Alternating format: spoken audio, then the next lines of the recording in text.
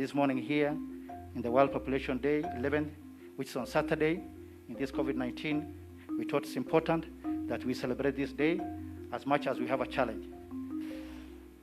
In November 2019, His Excellency President of Kenya led this great nation in making 17 commitments that ranged on leveraging innovation and technology to optimizing the capacity of young people, to protecting the rights of women and girls, and safeguarding reproductive and maternal health. Because Kenya is blessed with three things. Number one, strong political will. I was actually witness to a meeting in March last year when President Kenyatta was sitting with the executive director of UNFPA, Natalia Kanem, and said, help us eradicate FGM. I want this to be a legacy. It's a very strong political commitment to make.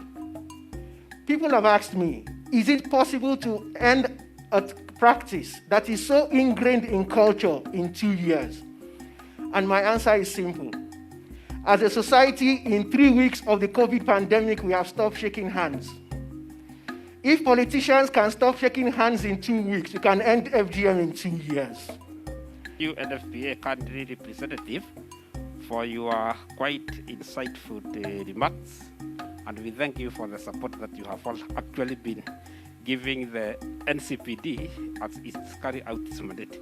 We are quite grateful, and also your support for the ICPD to defy. You really gave us a lot of support, and that's why it was a very big success. Although we're having the COVID-19, we still thought as a ministry we need to celebrate this World Day because population is a very, very important issue, and all the speakers here really talked about the girl child.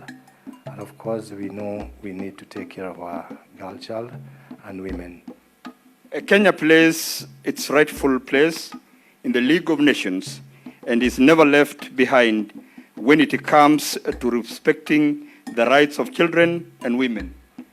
Kenya ratified the United Nations Convention on the Right of the Child on the 30th July 1990, and the convention contains a comprehensive set of international standards for the protection and well-being of children, which can be summed up in 4 major pillars. I'd like to thank His Excellency the President for giving me a chance, a youth who is below the age of 30, to occupy the CAS seat in the history of Kenya. So this shows you how important it is for us to safeguard the young girls and the young women, because I am a young woman and I was once a young girl. And if I wasn't protected, and if I wasn't nurtured, then I wouldn't be standing here right now in front of you all. In our country, teen pregnancy is one of the challenges that we are facing, and it is linked to matters such as harmful cultural practices, alcohol and drug abuse, and limited access to sexual and reproductive health information. In line with the themes today, and in light of the current pandemic, the role of ICTs in tackling this challenge comes in by way of creating awareness and sensitization on the issues surrounding teen pregnancy. In some communities, adolescent girls are expected to marry and bear children early, further complicating the problem. Sexual and gender-based violence is another cause of adolescence pregnancy. About a third of girls in some countries report that their first sexual encounter was coerced.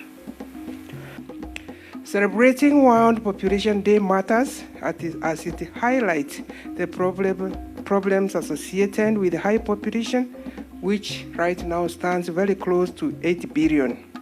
Some of the problems are effect on the environment, right to health, including reproductive health, family planning, gender equality, and human rights.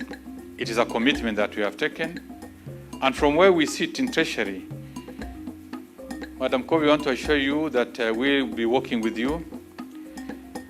We may not get resources to do other things, but I want to commit here that we'll do anything within our means to provide you requisite resources to implement this commitment. They are important. Our country's health And the population is a reflection of our individual being, the unit, the family unit from every corner. So if we all take our responsibility seriously, we'll have a healthy nation, we'll have a responsible nation, we'll have a prosperous nation, because we are all busy, committed, and focused on the welfare of the bigger nation.